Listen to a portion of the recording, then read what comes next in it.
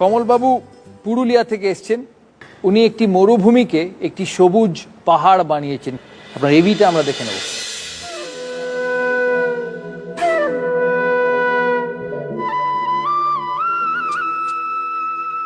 এমনি তো জঙ্গলে ঘুরে ঘুরে বেড়াতাম 70 সাল থেকে, আর ভাবতাম কোথাও কোনো একটা ব্যারেন কোনো একটা জায়গায় যদি জঙ্গল তৈরি করা যায়, এটা একটা স্বপ্ন ছিল।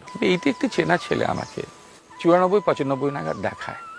তারপরে 96-তে আমাদের এখানে গোড়াপত্তন হয়, সোসাইটি অ্যাক্টে আমরা জায়গাটাকে কিনি।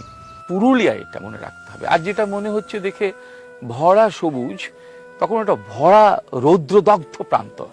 এদিক দিয়ে গরু ঢুকলে এ প্রান্তর দিয়ে বেরিয়ে গেলে সে কঙ্কাল হয়ে যেত, মরে যেত, এবং সেখানে কোনো গাছ নেই। মাটিগুলো ক্র্যাক হয়ে আছে, ফুটি ফাটা মাটি, মাটিতে কিচ্ছু নেই। এই পরিকল্পনাটা মাথায় এলো কি করে? ভাবতাম আমি যে বেঁচে আছি বলে কিছু কাজ করা দরকার। আমাকে দেওয়া হয়েছে পৃথিবীর সমস্ত কিছু, আমি শুধু খেয়ে দিয়ে মরে যাব পৃথিবী থেকে, শুধু গ্রহণ করব, দেব না কিছু, এরকম নয়। আমাকে বাবা বলেছিলেন তোমার দুটো মা। আমি বলেছিলাম বাবা দুটো মা কি করে হয়? বলে এটা তোমার মা, জন্মভূমি। কিন্তু রিস্ক নিতে পারছি না। এই মাটিকে কি সবুজ করা যাবে জানি না। কোনো পরিত্যক্ত প্রান্তর কখনো সুন্দর হয় না। যে প্রান্তর উপর দিয়ে মানুষ হেঁটে যায়, তার ছায়া পড়ে, তার ভালোবাসা থাকে, সেই প্রান্তরই দেখতে সুন্দর। আমাদের এখানে যে এত সুন্দর হয়েছে, মাটি যে এত কথা বলেছে, তার একটাই কারণ, আমরা মাটির সঙ্গে কথা বলেছি। এবং আমি দেখলাম প্রকৃতি ওয়েট করে, প্রকৃতিকে ভালোবাসলে প্রকৃতি রেসপন্স করে, কথা বলে, এবং আমার এখানে বলেছে। সেই দিন থেকে বুঝেছিলাম নিশ্চয়ই আমাকে ভালোবাসবো, ততটা দিয়েই যতটা দিয়ে আমি আমাকে ভালোবাসি।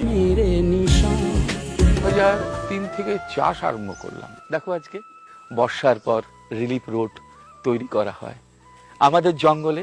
আমি বলি এটা রাস্কা অরণ্য। রাস্কা মানে সাঁওতাল ভাষা আনন্দ, আনন্দ জঙ্গল। আজকে আমাদের ঈশ্বর একমাত্র হতে পারে বৃক্ষনাথ। বৃক্ষনাথ ছাড়া আমাদের কোনো ঈশ্বর নেই। আমি এই জঙ্গলেই তাকে খুঁজে পাই। 2004 থেকে আমরা স্কুল করলাম। দূরের বাচ্চাদের আমরা নিয়ে আসি। পাহাড়ের বাঁকে বাঁকে আমাদের হলুদ বাস হারিয়ে যায়, বাচ্চাদের নিয়ে আসে। বাচ্চাদেরকে আমরা গান গাইতে গাইতে হই হই করতে নিয়ে আসি। ভোর 5টার প্রথম ট্রিপে নিয়ে যায়।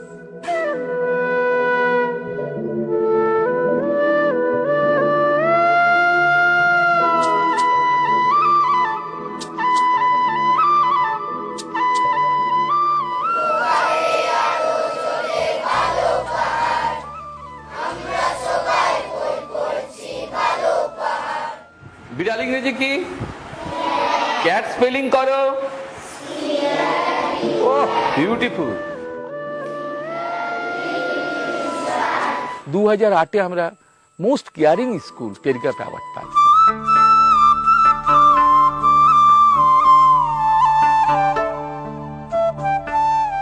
আলমপুরে ডিসপেন্সারি আছে, 3টে হার্ট অপারেশন করিয়েছি আমরা, হার্নি অপারেশন করেছি আমরা, কুষ্ঠ ডিটেক্ট করিয়েছি আমরা, কয়েকটি টিবি মানুষকে ঠিক করেছি।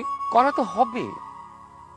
বেঁচে আছি বলে পাশের বাড়ির ছেলেটাকে দেখি ভালো লাগে, বেঁচে আছি বলে পাশের বাড়ির গাছটাকে ভালো লাগে।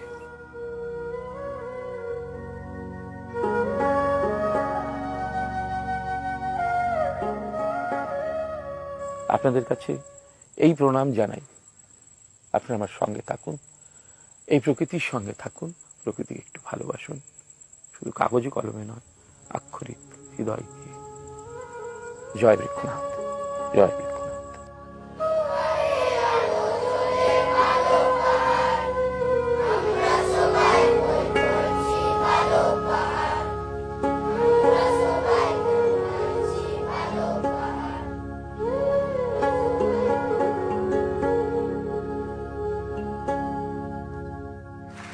দারুণ।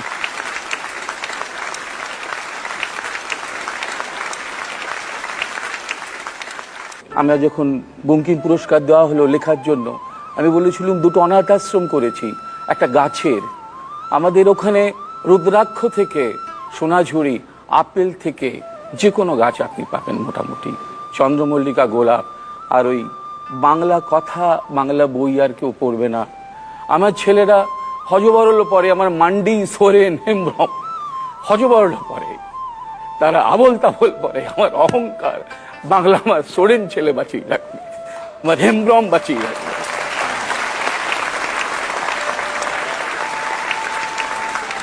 ওনার আরো একটা পরিচয়, উনি একজন সাহিত্যিক। ওনার কৌরব নামে একটি ম্যাগাজিন আছেন। উনি মাল্টি ট্যালেন্টেড, মাল্টি গিফটেড। খুব খুব ভালো লাগলো আপনার সঙ্গে আলাপ হয়ে।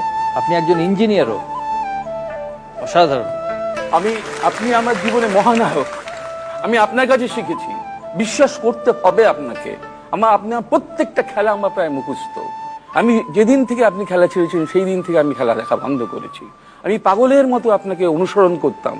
আপনার কানাডা গিয়ে 6টা উইকেট, সেটা আমি জানি 18 রানে।